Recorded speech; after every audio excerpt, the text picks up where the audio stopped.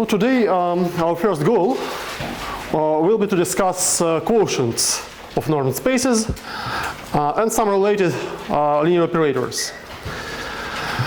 So more exactly, we are going to discuss open operators,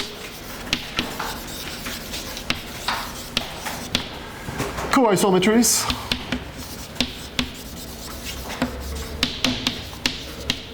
and quotients.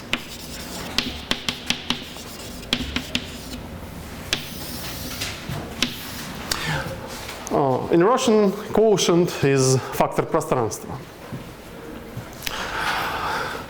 So suppose we have two normed spaces, x and y, and a linear operator t from x to y. At this point, we don't assume that t is bounded, so just a linear operator. And we give the following definition. We say that this operator t is open if it takes open sets to open sets. So this is a purely topological definition. For each open subset u of x, the image t of u is open in y. And the second definition, we say that T is a co-isometry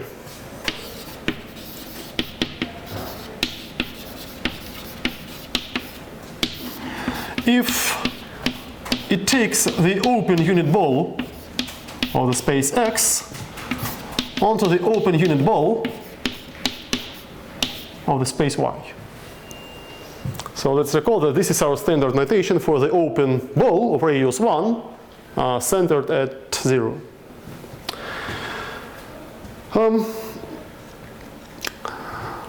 So let's observe, here's a simple remark, that if the second space y is non-zero and t is a co-isometry from x to y, then the norm of t equals 1. Well, indeed, by the definition of the operator norm, the norm of t is the supremum of the norms of all vectors in this set, in the image of the unit ball. So strictly speaking, in the definition we took the closed unit ball, but the supremum will be the same if we replace the closed ball by the open ball. So the norm is the supremum of the norm of t is the supremum of the norms of vectors in here. And since this is the unit ball of y, we get that the norm of t is 1.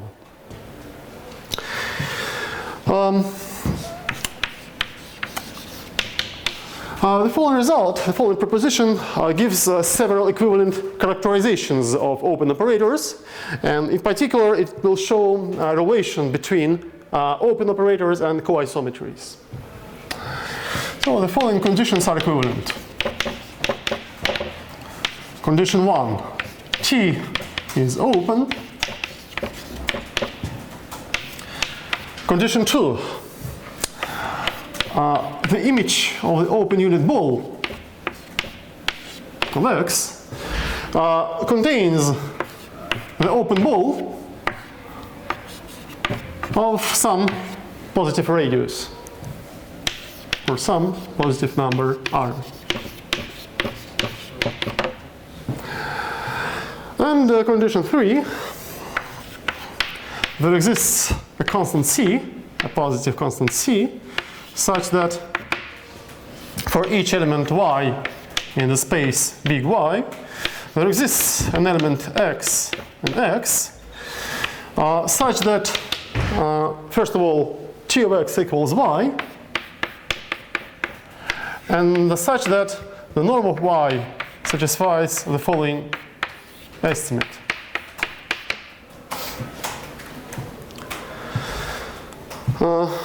So this condition means that, first of all, t is surjective. So each element has a preimage. And moreover, the preimage can be chosen in such a way that the norm of the preimage is not very big. So this is the meaning of condition 3. And here's the proof. First of all, it's clear that 1 implies 2, because if T is open, then this set is open, and since it contains 0, it necessarily contains a neighborhood of 0. So 1 implies 2, this is clear.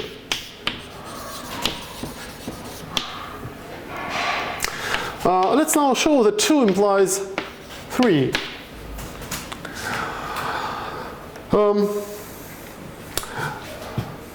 Let's take any element y in the second space, in the space big Y. More exactly, we take a non-zero element. And let's multiply it by a suitable number in such a way that the new vector will be in here.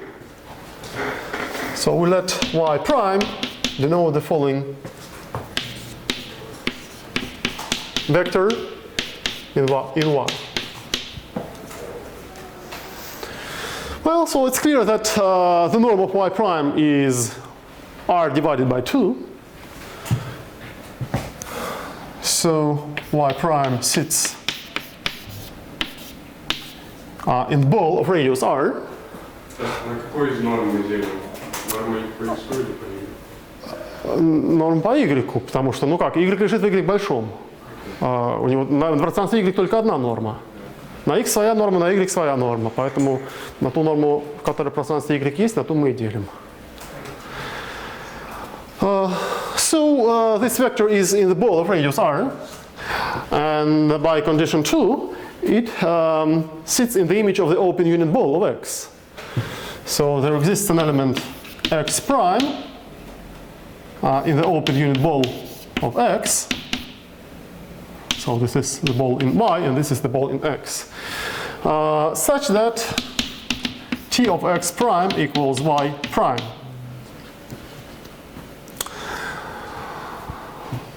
And now we come back to y, and we introduce a new vector, x, which is the inverse of this constant. So 2 times the norm of y divided by r and multiplied by x prime. And so this formula now implies that t of x equals y. And if we calculate the norm of x, well, the norm of x prime is smaller than 1. So the norm of x is smaller than this number.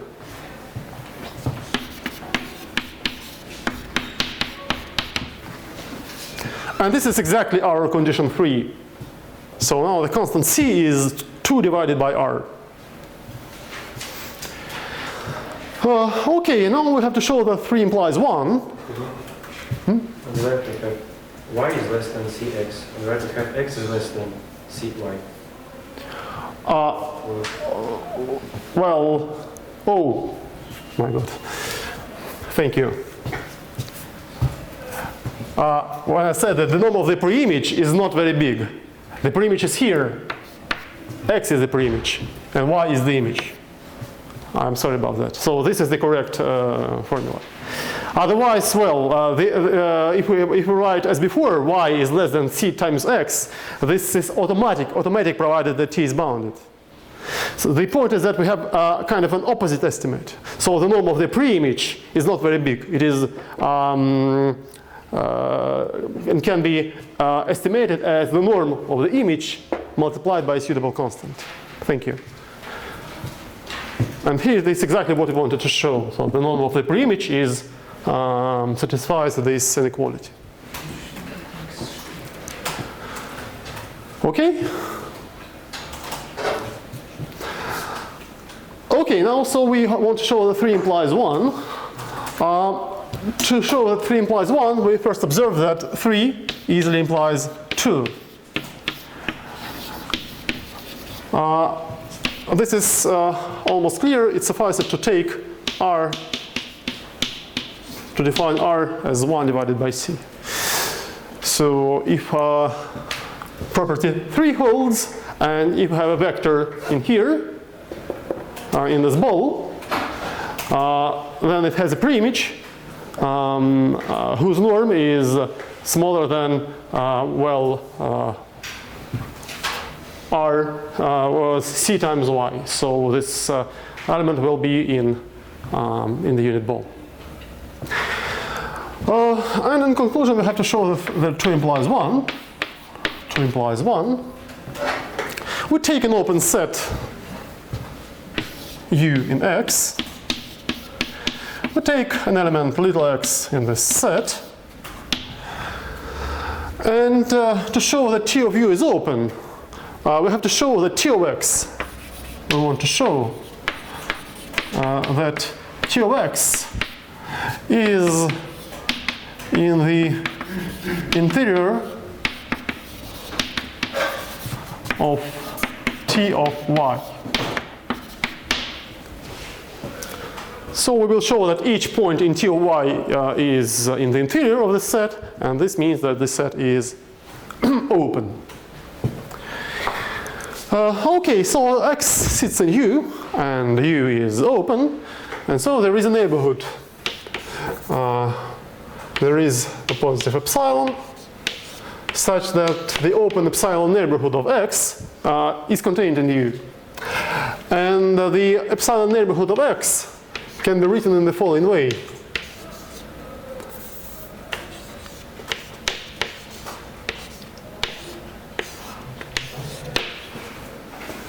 So if you take the unit ball multiplied by epsilon and then shift it so that the center will be now in X, this is nothing but the epsilon neighborhood of X.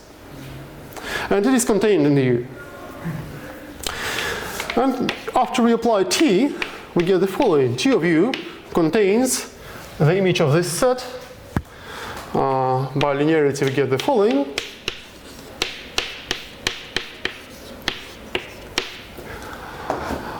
And by assumption, by property 2, the image of the unit ball contains the ball of radius r. So this contains T of X plus epsilon multiplied by the ball of radius r. Or equivalently, this is T of X plus ball of radius epsilon r. And that's it. So this set is a neighborhood of T of X. So we have proved that each point in T of U is in the interior. And so T of U is open. Okay, and this completes the proof.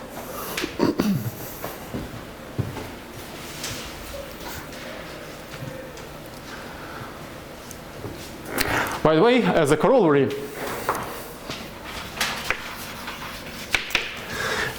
we see that each coisometry is an open map. Because if we look at the definition, so each coisometry satisfies condition 2. So each coisometry is open, and we have already observed that each open operator is surjective.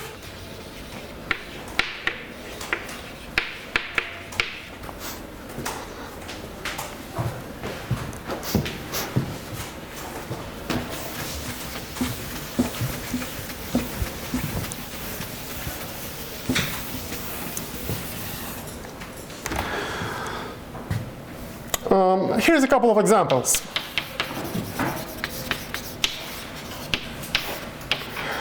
Example 1, let's consider the left shift operator.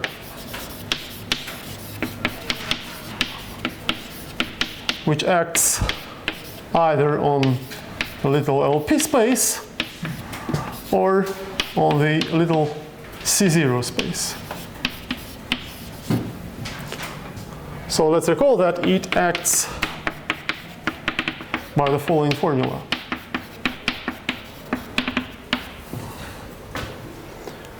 And it's immediate from this definition that this map is a coisometry.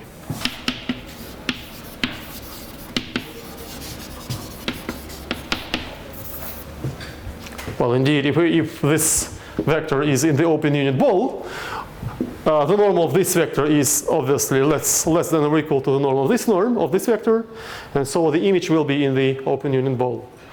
And the converse is also true in the sense that if we know that this vector is in the open unit ball, we can easily find a preimage of the same norm. So we can put 0 in the first position, and this will be the required preimage of the same norm. So this is a quaisometry. Another example, and this is a little exercise. If we have an arbitrary linear functional, that is a linear operator to the base field, a non-zero linear functional on X, then first of all, it is always open. Each non-zero linear functional is open. And second, it is a coisometry. F is a coisometry if and only if the norm of F is 1.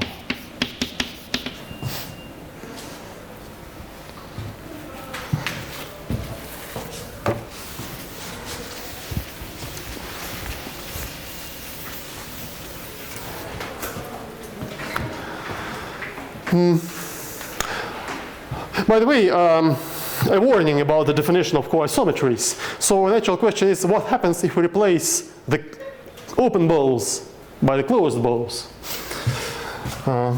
This is also an exercise and a warning at the same time. If T is a coisometry, so it takes the open unit ball onto the open unit ball, in general, this does not imply that T takes the closed unit ball onto the closed unit ball.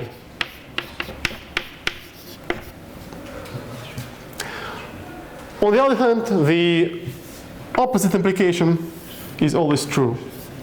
So if T takes the closed unit ball onto the closed unit ball, then automatically it takes the open ball onto the open ball. So this condition is stronger than the condition of being a coisometry.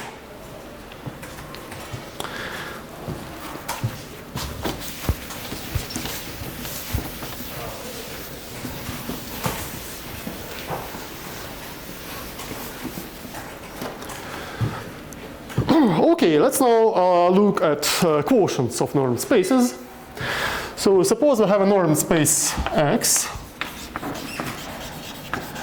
and suppose that X0 is a vector subspace. A vector subspace of X. So we have the quotient of X modulo X0.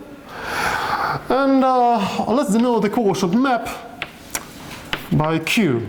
So Q is the quotient map of X onto the quotient.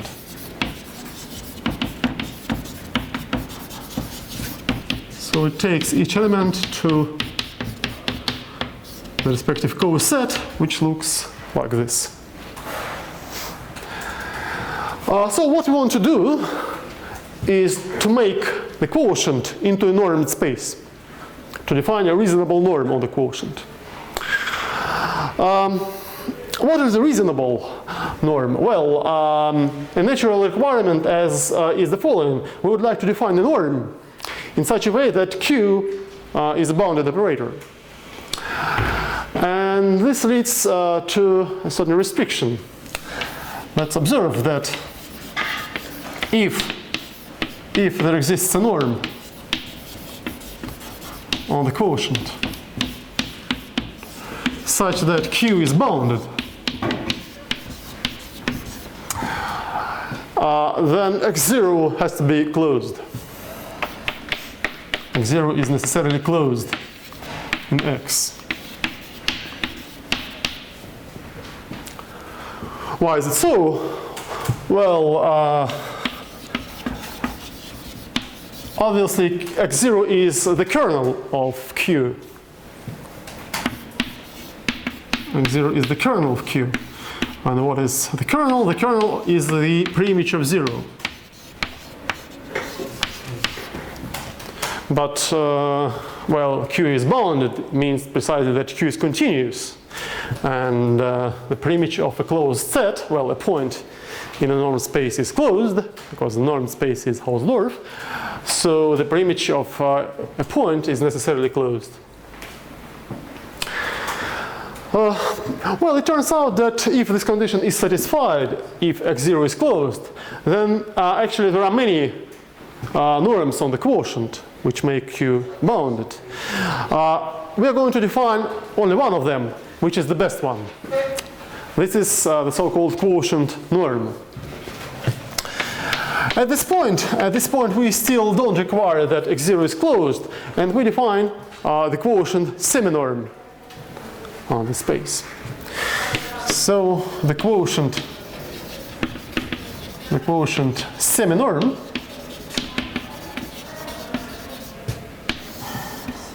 in Russian factor polunorma. The quotient seminorm on x modulo x0 is given by the following formula. I put a little hat here in order to distinguish between the quotient, the norm on the quotient, and norm on the initial space. So we consider all the preimages of U under Q, and we take the infimum of their norms.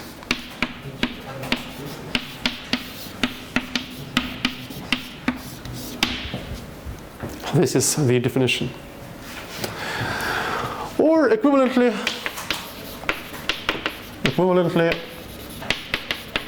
this definition can be written as follows. For each element little u in X, the seminorm of the respective coset in the quotient is the following infimum.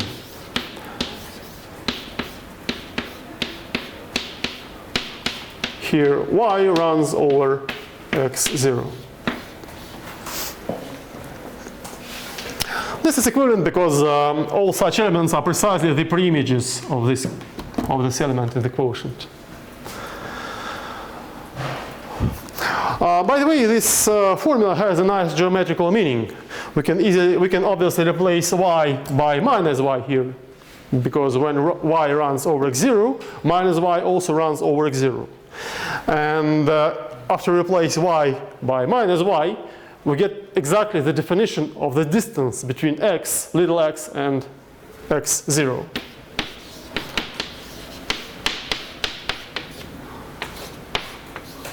So this is the geometrical meaning of this number, of this seminorm.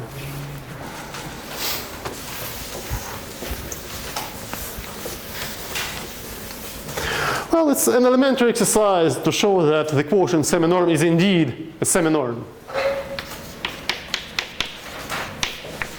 The quotient seminorm is indeed a seminorm on the quotient.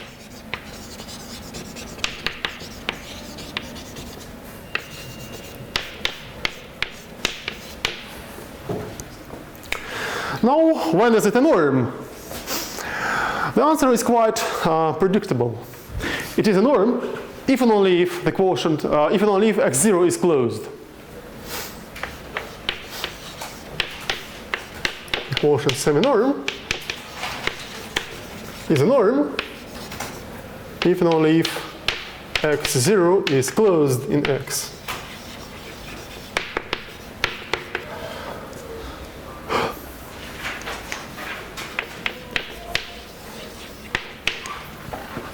To prove this, it is convenient to use this geometric interpretation of the quotient seminorm. Well, indeed, when is it a norm? By definition, this means that the seminorm of each non-zero element is strictly positive. In other words, this means that for each element in the space X, which is not in X0, this means precisely that this vector in the quotient is not zero, the seminorm of this element is strictly positive.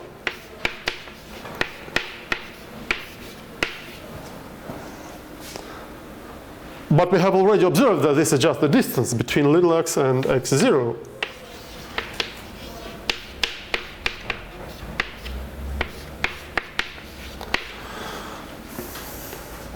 But this is precisely the condition for x0 to be closed.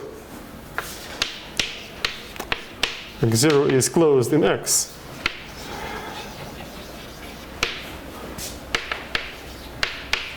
Well, a subset of a metric space is closed if and only for each element which is not in this subset, the distance between this element and this subset is strictly positive.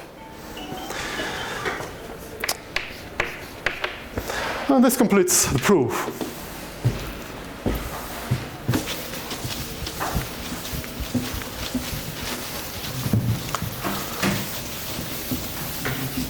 Okay, now since we are interested mostly in normed spaces rather than in semi-normed spaces, we assume, from now on, we assume that x0 is closed. From now on, we assume that x0 is closed in x. And we equip the quotient space with the quotient norm.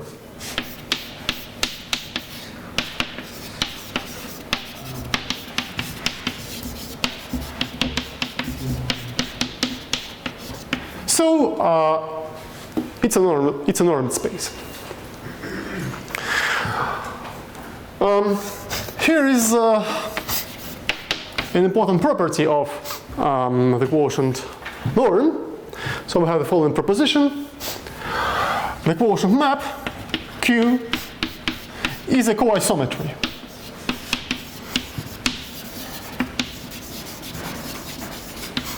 Is a coisometry. So it takes the open unit ball onto the open unit ball. The proof is actually immediate from the definition of the quotient norm. First of all, this formula implies that Q has the property that for each x, the norm of Q of x, that is norm of x plus x0, is less than or equal to the norm of x. This is clear because we can put y equal to 0 here. This is also a representative of this coset. And the infimum can be only smaller than the norm of x. And this inequality implies that the image of the unit ball of x is contained in the unit ball of the quotient.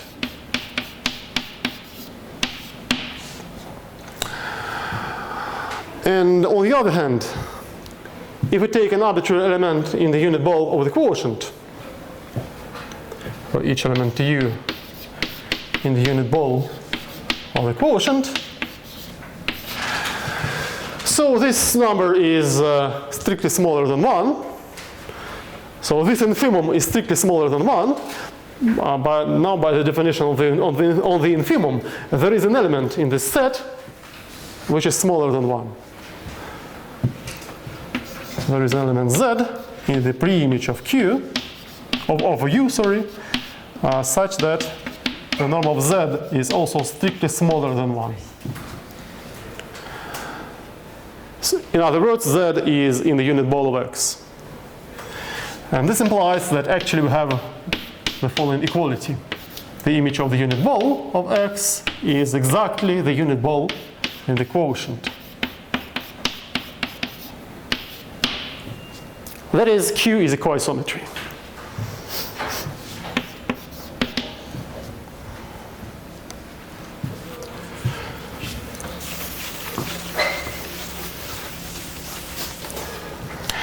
So Q is a coisometry. This implies that Q is open. We have already observed that the coisometry is open. And in turn, this implies that the topology on the quotient generated by the quotient norm is nothing but the quotient topology. This is a very simple but useful exercise. So the quotient norm determines the quotient topology.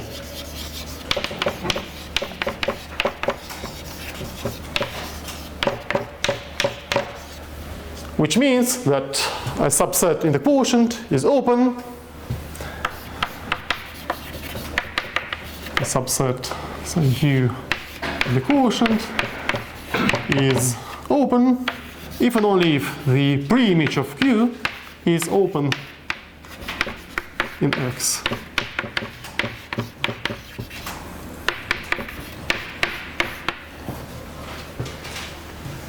This regularly follows from the fact that Q is open.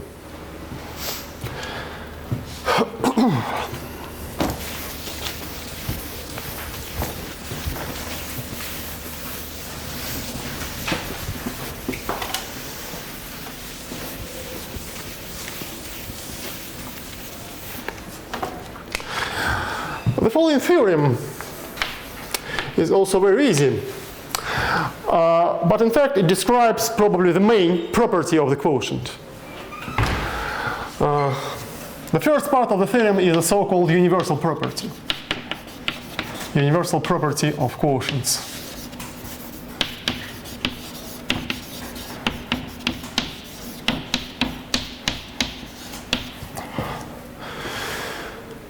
So, as before, we suppose that X is a norm space, and X0 is a closed vector subspace.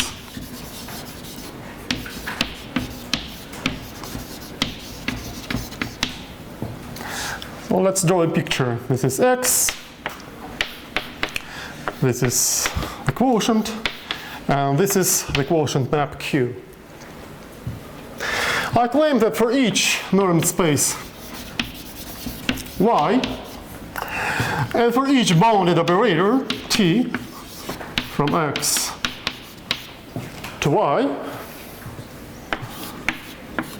this is T, such that T vanishes on X0, T restricted to X0 vanishes. There exists a unique operator T hat from the quotient to Y, so this is T hat, such that the diagram commutes.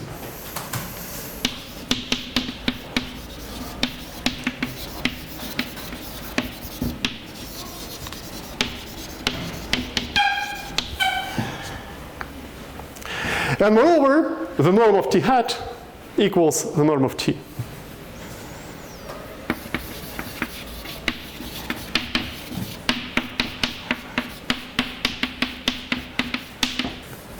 So this is the universal property of the quotient. So each map from X to Y, which vanishes at X0, uniquely factors through the quotient, and the norm will be the same. And the second part of the theorem, the resulting map T hat is open if and only if T is open. And similarly, T is a coisometry. T is a coisometry if and only if, T hat is a coisometry if and only if T is a coisometry.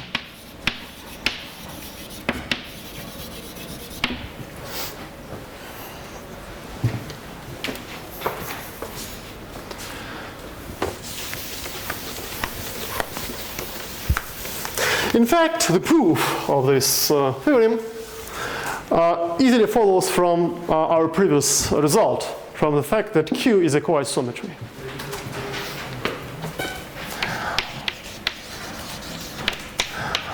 First of all, to prove part one, we use the well-known fact from linear algebra.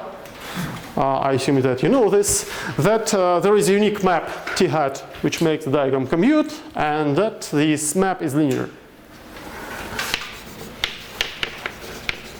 We know that there is a unique t hat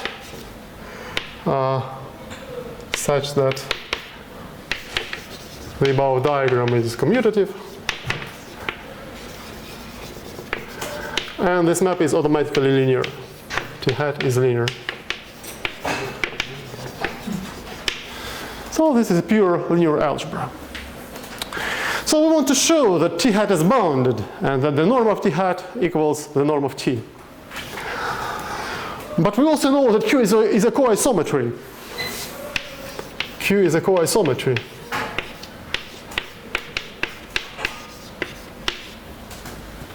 This is the unit ball of X, and this is the unit ball in the quotient. This formula, together with the commutativity of the diagram, implies that the image of the unit ball under t hat equals the image of the unit ball under t.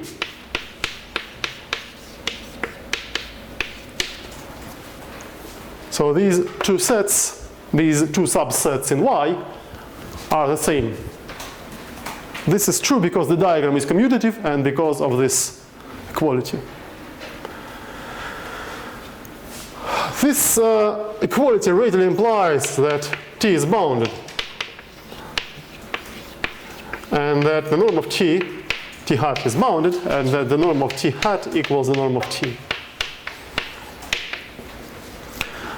Just because the norm of T is the supremum of the norms in this set, and the norm of t hat is the supremum of the norms in this set. So the sets are the same, and so the norms are also the same. And this completes the proof of part 1. And as for the second part is also immediate from the same equality. So let's denote this equality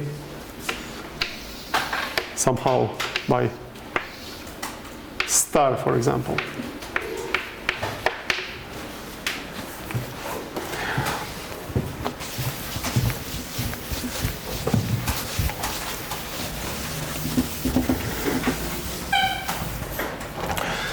So the second part also follows from the same equality star.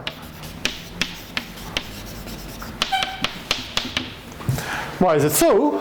Well, we already know that T is open if and only if this set contains a neighborhood of 0. And T hat is open if and only if this set contains a neighborhood of 0. But the sets are the same. And similarly for coisometries. So T is a coisometry if and only if this set equals the open unit ball of Y. And similarly for T hat. So this completes the proof. The universal property, which is the part 1, which is part 1 of the theorem, can also be equivalently stated as follows. So this is theorem prime, also the universal property.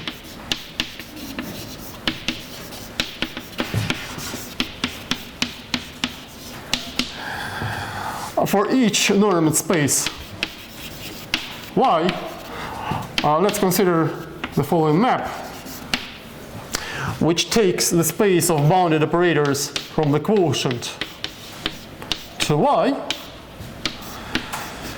to the subspace in B of xy, which consists of those operators which vanish at x0. So what is the map? The map takes each operator S from the quotient to Y to S composed with Q. Well, so it's clear that S, if S acts from here to here, if we compose F with Q, the resulting map indeed vanishes on x0. And what is the universal property? The universal property is that for each normed space Y, this map is an isometric isomorphism. Is an isometric isomorphism.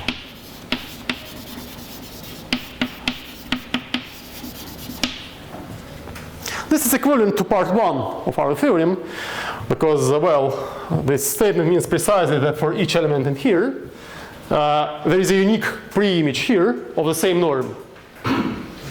But this is exactly our part 1.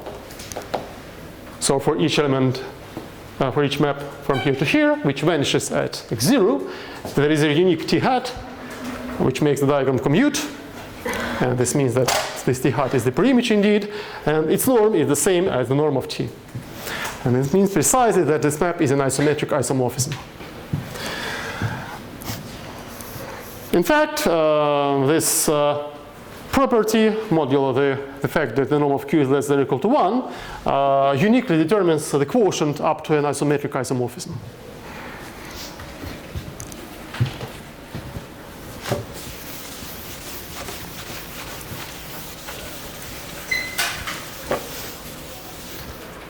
Okay, here's a couple of corollaries of this result. Corollary 1. Suppose that we have two norm spaces x and y, and two closed vector subspaces, x0 in x and y0 in y. So they are closed vector subspaces.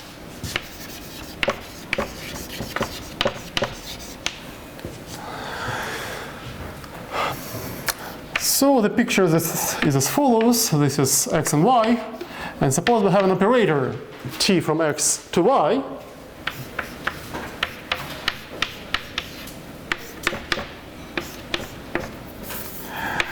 Such that this operator takes x0 to y0. I claim that for each such operator, for each bounded operator from x to y, such that t takes x0 to y0, there is a unique bounded linear operator from here to here between the quotients.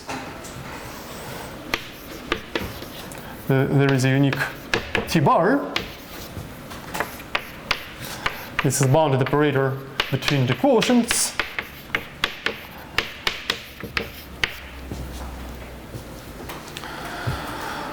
Such that the diagram commutes. Well, I'd like to keep this theorem. If you don't mind, I continue here. So there is unique t bar such that this diagram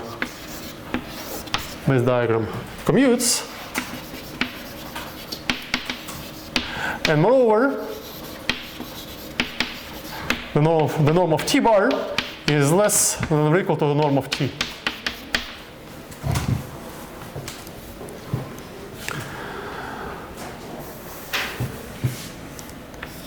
Of course, the vertical arrows are the quotient maps, qx and qy, respectively. So, why is it so? We simply apply our universal property to the map from x to the quotient, which is just the composition of these two arrows. So we compose t and qy, and we get the map from here to here, which vanishes at x0. And that's it. This gives us our required map t bar. Я очень извиняюсь. В аудитории студентам надо находиться в маске. Из-за них нам замечания. Слыхали? Мы не хотим составлять акты. Зашли, одели маски. Вышли, сняли. Только куратор, педагог имеет право быть без маски. Устали говорить, нам из-за вас попадает. Is there a formula for this t-bar? T-bar, well, T-bar is unique map which makes the diagram commute. So it's, well, it has the property that the composition of these two arrows is the composition of these two arrows. So to define T-bar, we, well, I didn't write the proof. So we simply apply the previous theorem to the following map.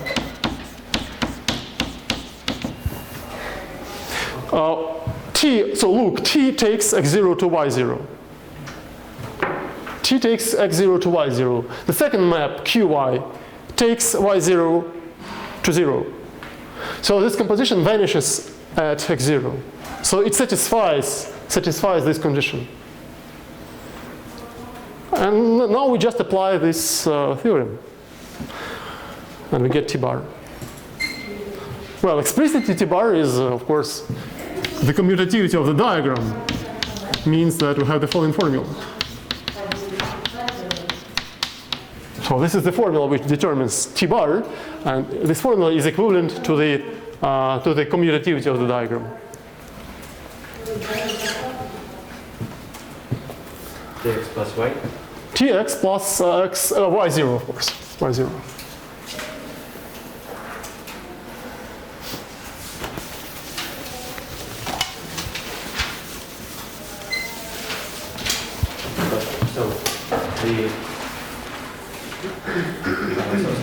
So x0 goes not onto y0, but just in y.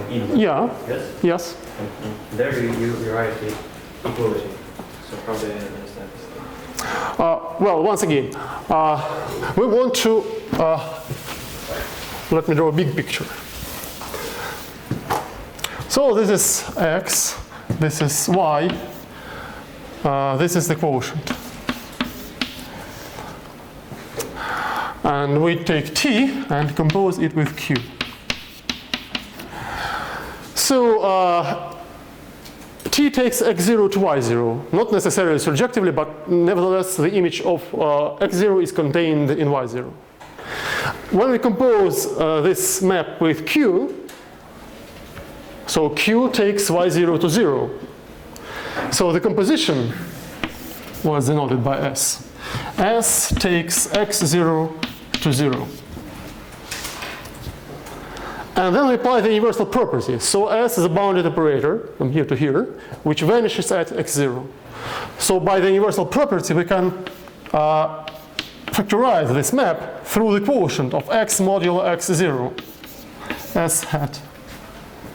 There is a unique bounded operator S hat, which makes this triangle commute. And now we let T bar, sorry. We use theorem twice. We define T bar to be S hat by definition. So what was the question? We used theorem twice. No, only once. Here. We used a theorem when we constructed S hat. So S hat exists because of the theorem. So this triangle is the place where we apply the theorem.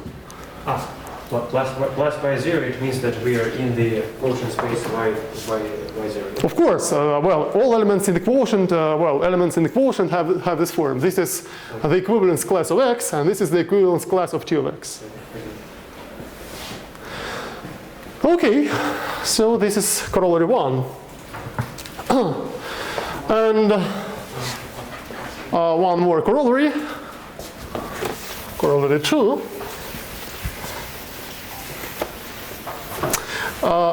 What happens if we quotient out the kernel of an arbitrary bounded operator? Corollary 2. Suppose that x and y are normed spaces, and T is a bounded operator from x to y. So we draw the following picture. This is T. This is the quotient modulo of the kernel. This is the quotient map. So the universal property means, the universal property implies that there is a unique bounded operator T hat, which makes the diagram commute. The initial question is, when is it an isomorphism, T hat? So in linear algebra, T hat is always an isomorphism onto the image of T. But in functional analysis, the situation is more delicate. I claim that T hat is a topological isomorphism onto Y, if and only if T is open.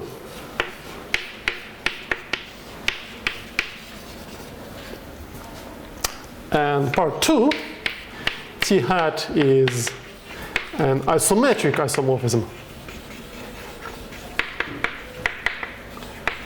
If and only if T is a coisometry.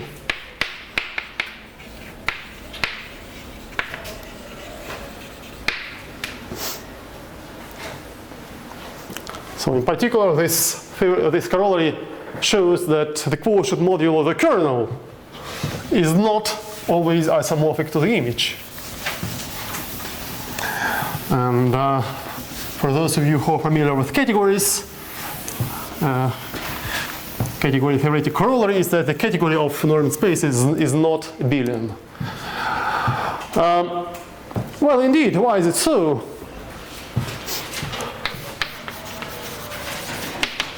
By construction, we know that T hat is injective. T hat is injective. So, T hat is a topological isomorphism. If and only if the inverse map is, first of all, if and only if it is surjective and the inverse map is continuous or equivalently bounded. But this means that precisely that T hat is open.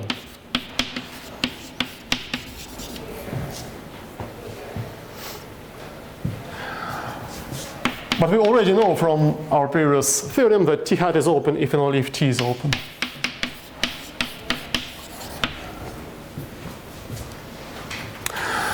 And similarly, T hat is an isometric isomorphism.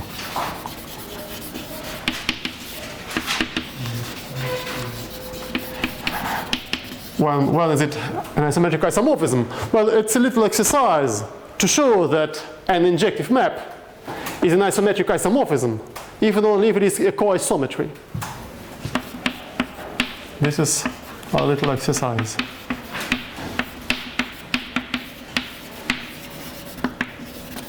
An injective bounded operator is an isometric isomorphism, if and only if it is a coisometry. But we already know that T hat is a coisometry, if and only if T is a coisometry.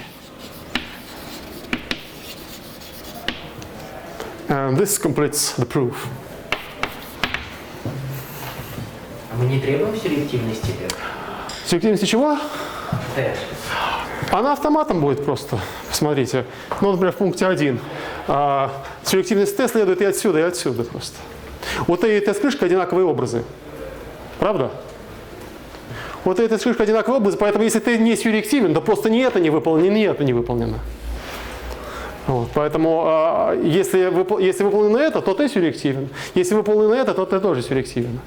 Мы же знаем, что это открытый оператор, открытый линейный оператор, в отличие, кстати, от открытого отображения между топологическими пространствами, тут, благодаря линейной структуре, открытость влечет за собой сюрреактивность.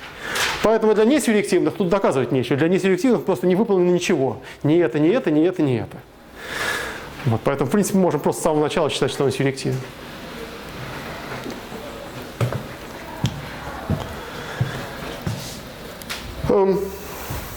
Okay, so one more remark, and at the same time an exercise.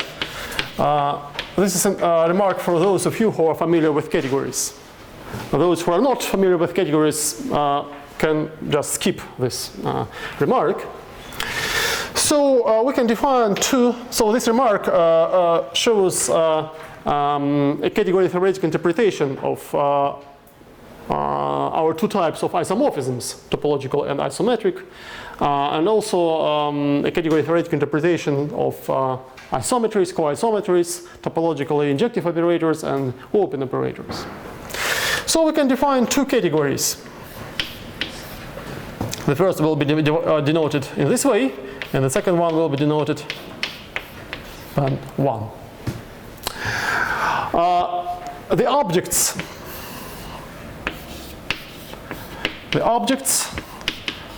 of the first category, well, the notation suggests that the class of objects consists of Banach spaces.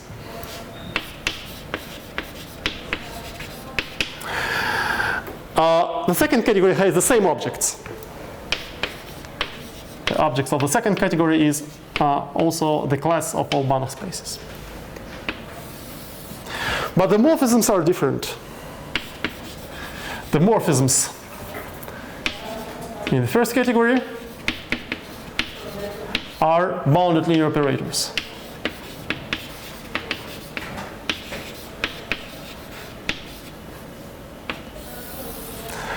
And morphisms in the second category are linear contractions.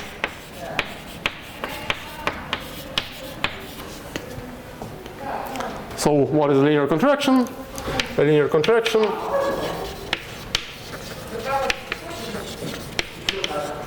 is a bounded linear operator T, such that the norm of T is less than or equal to 1. And so these are the objects of the second category, the morphisms of the second category. Why is the second category? Well, the first category is very natural. Why is the second category natural? The answer is that the isomorphisms in both categories can be very conveniently described. Namely, the isomorphisms in the first category are just topological isomorphism, while the isomorphisms in the second category are nothing but isometric isomorphisms. Isometric isomorphisms. This follows from the obvious observation that a linear operator between norm spaces is an isometric isomorphism, even only if it is invertible. Property 1, it is invertible. Property 2, the norm of the operator is less than or equal to 1. And property 3, the norm of the inverse operator is also less than or equal to 1. So these three properties together mean precisely that our operator is an isometric isomorphism. Okay, one more column in our table. Let's now look at kernels. Well, a simple exercise is to show that a bounded linear operator is a kernel in the category theoretic sense, is a kernel of another morphism in category BAN, even only if it is topologically injective. And a morphism in the second category is a kernel, even only if it is an isometry.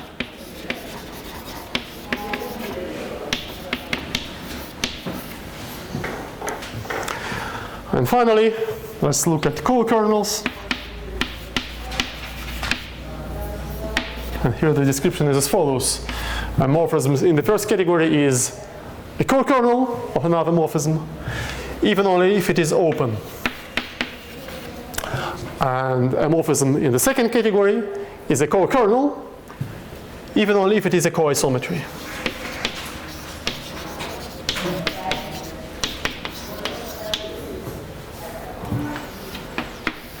So this table shows the category theoretic interpretation of our six classes of operators.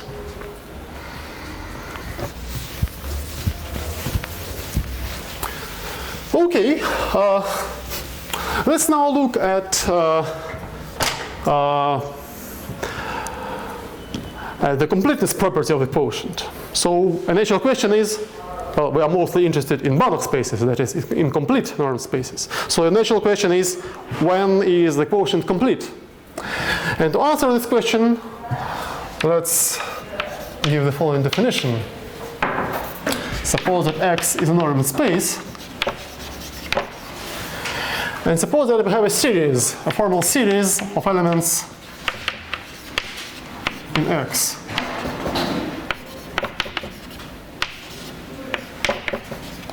We say that this series is absolutely convergent. Is absolutely convergent.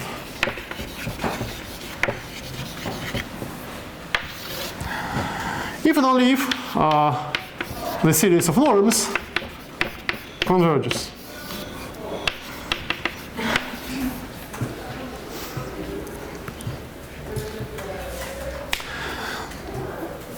And we now have the following lemma. A norm space X is complete if and only if each absolutely convergent series in X converges in X.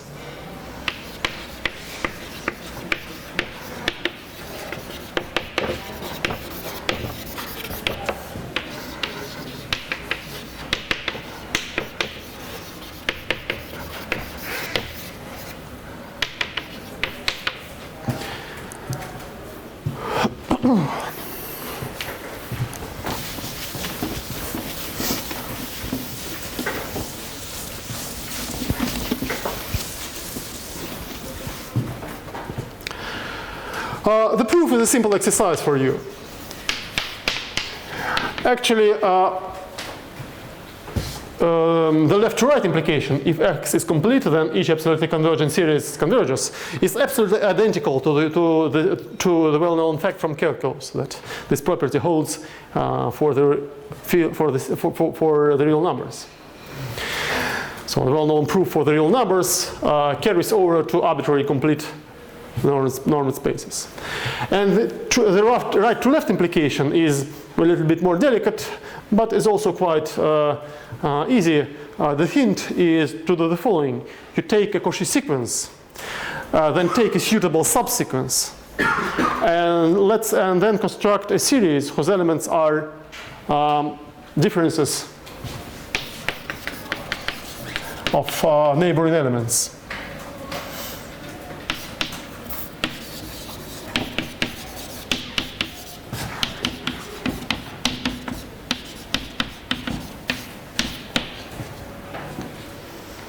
So if you choose the subsequence in a suitable way, then this series will be absolutely convergent.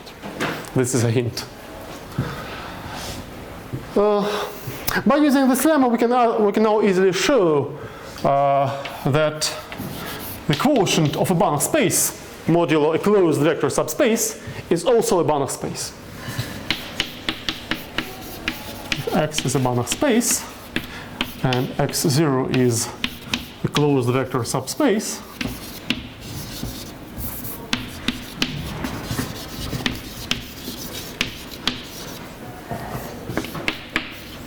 then the quotient is a Banach space.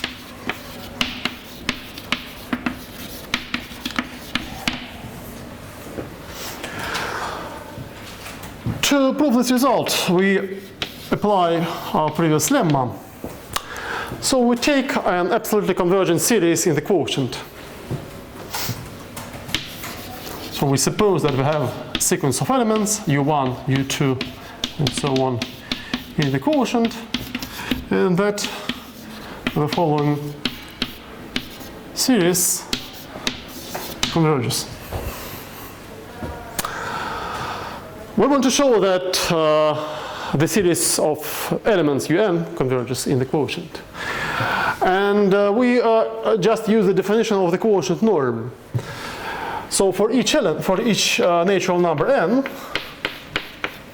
we can find an element xn in X, which is in the preimage of Un, such that Q of xn equals Un, and such that the norm of xn is not very big. It's less than or equal to the norm of Un plus something small, say plus 1 divided by 2 to the power n. So such an element exists because the norm of Q is 1.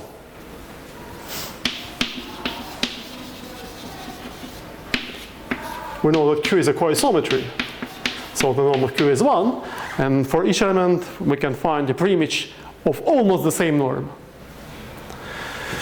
Okay, now this estimate together with this condition implies that the series of the elements xn is absolutely convergent.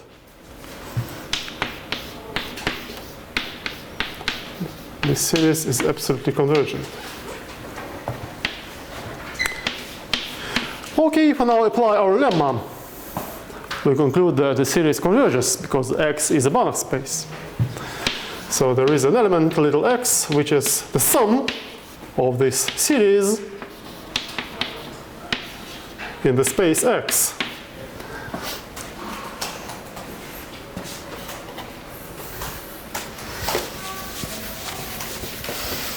And then we just apply Q. So Q is bounded, and so Q is continuous, and the continuous linear map takes convergent series to convergent series.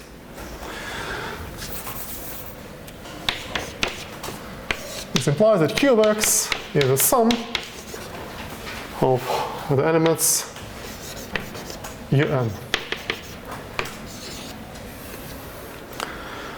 So in particular, we see that this series converges, and applying our lemma again, we conclude that the quotient is complete.